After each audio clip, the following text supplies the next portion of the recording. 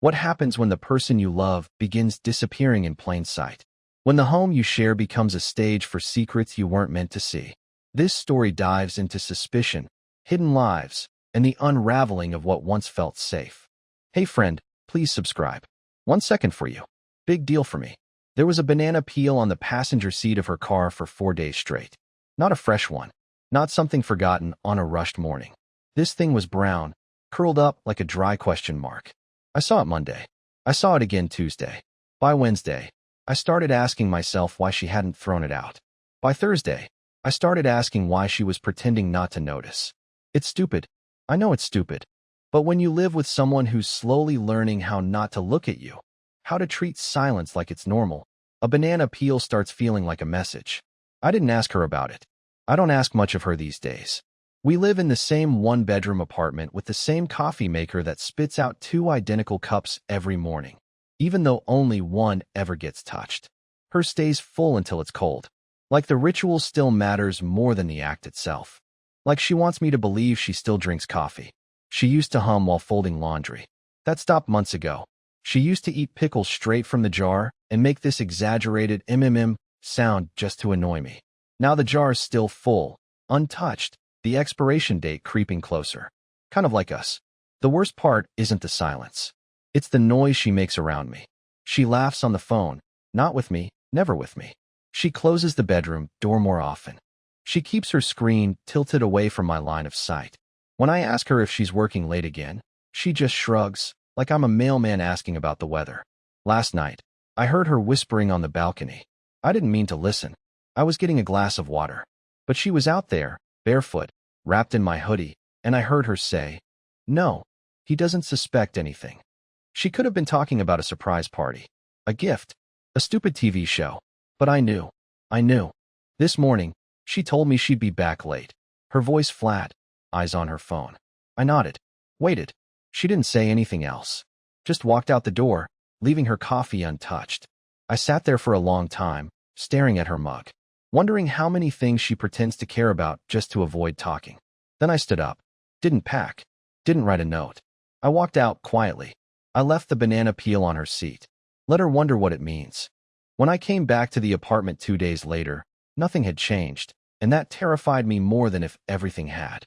Her shoes were still in the hallway, lined up too neatly, like she was staging the space for someone else. My hoodie was draped over the chair, the one she always stole in winter. And there on the kitchen counter, still untouched, was the same mug of coffee I made the morning I left. I hadn't expected her to call, but I guess some pathetic part of me hoped she would at least pretend to care where I went. She didn't. No text. No missed calls. Nothing. Not even a question mark. I didn't go in. I stood in the doorway for maybe 5 minutes, just listening. No sound. No music. No footsteps. I don't know what I was hoping to hear. Maybe her crying, or on the phone whispering something that would give me closure. But all I got was the refrigerator humming and the soft clink of the ceiling fan chains swinging against metal. Then something caught my eye. On the coffee table, next to a half-burnt candle, was a photo album I hadn't seen in years. Our road trip to the Smoky Mountains. She hated camping, bugs, no signal, too much dirt, but she'd smiled in every picture. Not the forced kind, either. The kind you don't realize you're doing. The album was open to a page I didn't remember.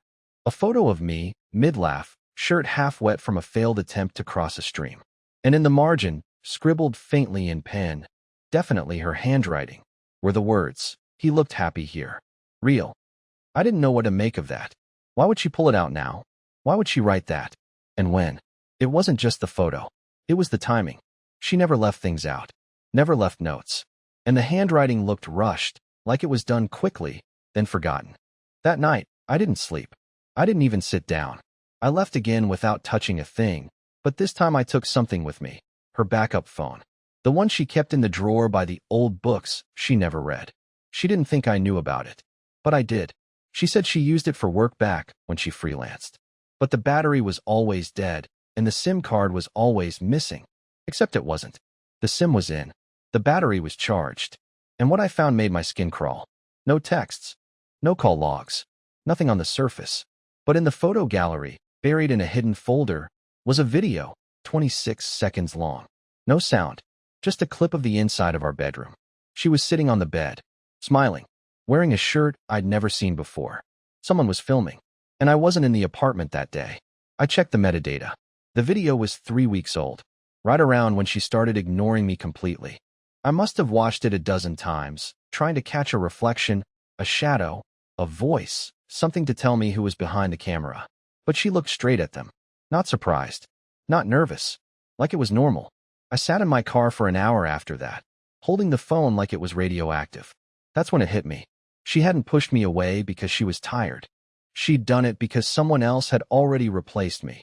Right there, in the home I paid half the rent for, in the bed I bought, under the ceiling fan I installed on a Sunday afternoon when she said, "Let's finally make this place ours." And now it was hers. Completely hers. But she didn't know I had the video. Not yet. I didn't confront her about the video. Not yet. That would have been too easy, and honestly, I wanted to see how deep the rabbit hole went. Maybe that makes me weak, maybe petty, but after being treated like background noise in my own life for so long, I wanted answers. Real ones. Not the polite lies people tell to keep the image intact. The next day, I drove to the apartment while she was at work. I still had a key, and legally, my name was on the lease. I told myself that was enough of a reason, though deep down I knew I was crossing a line. I didn't care. I went straight to her nightstand. Not to dig, not at first, just to look. She always kept it tidy. Chapstick, an old Kindle, her migraine pills. But underneath the box of tissues, I found something she definitely didn't expect me to see. A crumpled receipt.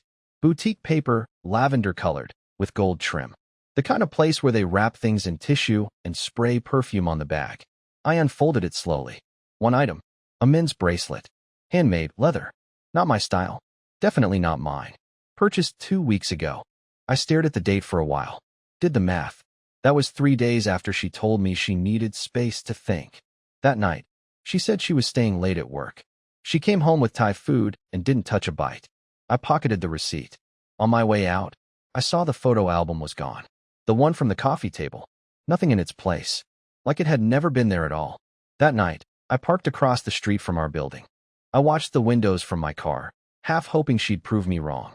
That this was just in my head. That grief was twisting facts into suspicion. At 10:42 p.m., the lights in the bedroom flicked on. At 10:44, they flicked off again.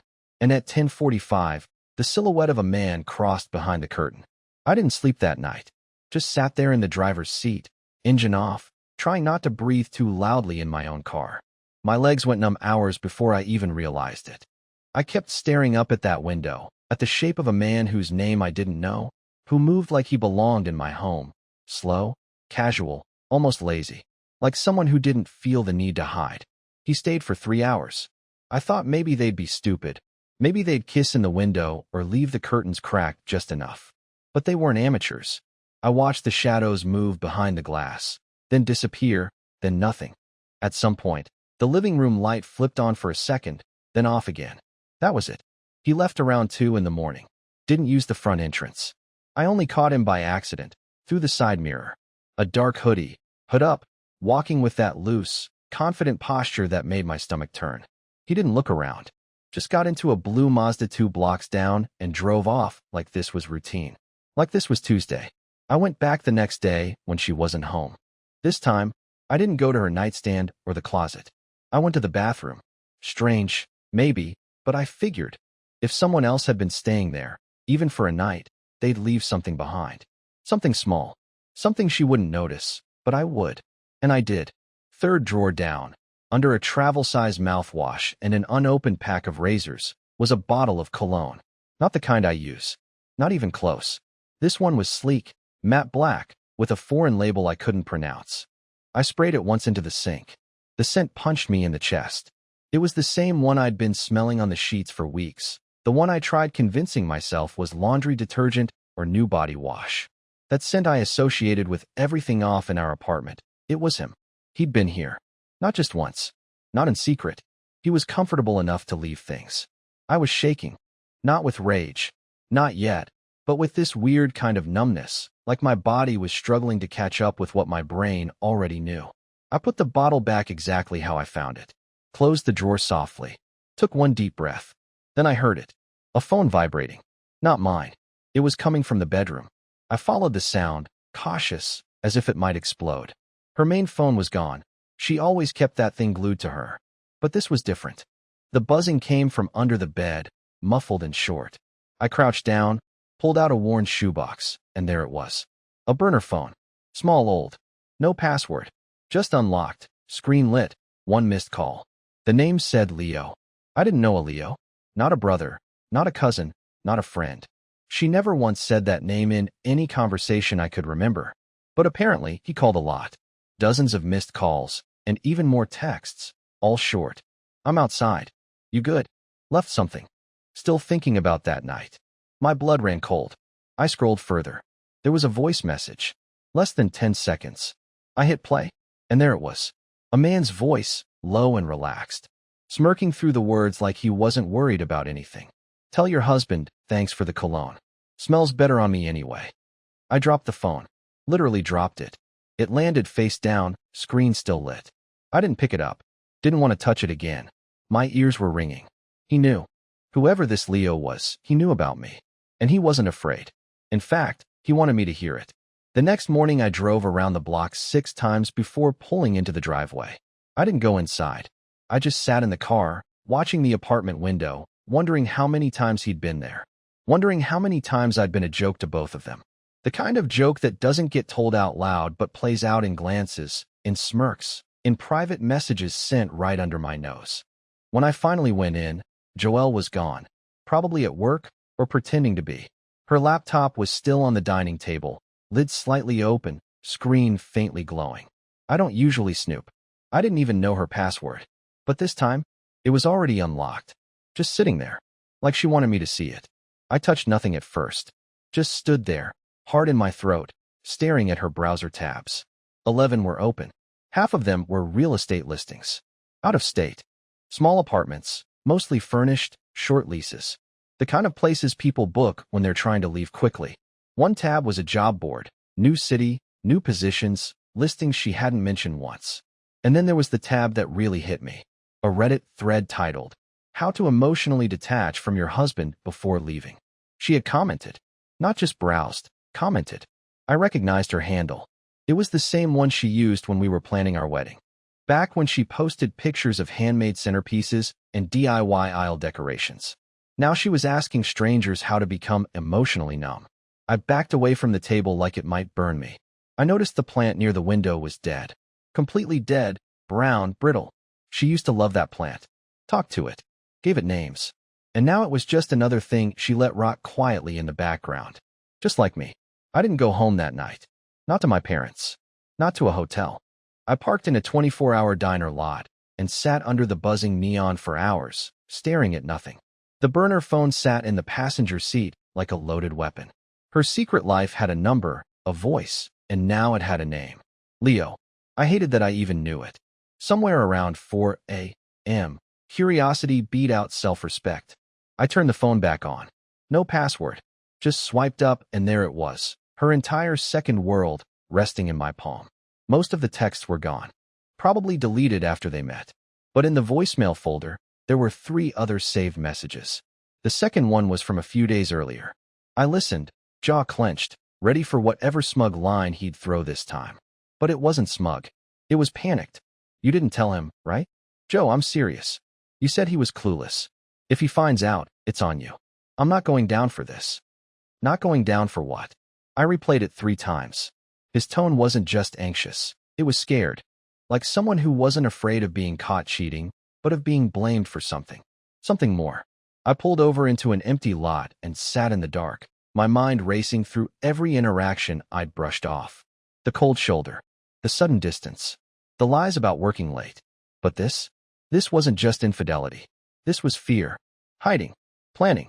It made me feel like I'd wandered into the middle of someone else's thriller. Then I remembered something she said 2 months back. It was barely a sentence. We were eating dinner. Well, I was. She was scrolling, picking at her food, and she said, "You ever think about just disappearing?" I laughed, thinking it was some kind of existential shower thought. She didn't laugh back. She just kept scrolling. Now I wasn't so sure it was a joke. I drove back to the apartment just after sunrise, heart pounding. I didn't know what I was looking for. Maybe evidence. Maybe answers. maybe even her. The place was empty. But on the kitchen counter, where I had left nothing, where she never left anything, was a folded piece of paper with my name written in her handwriting. The note was short. Please don't look for me. This has nothing to do with you anymore. That's when I realized something terrifying. She never expected me to go through the phone. She thought I'd stay quiet. She thought I'd stay gone. The note sat on the counter like it had been waiting. Not rushed. Not scribbled in fear. It was written neatly, like she had taken her time. The words were calm, distant, like someone who believed, knew, that I wouldn't fight it, that I'd read those 12 words, maybe cry a little, and then quietly return to whatever half-life I had before.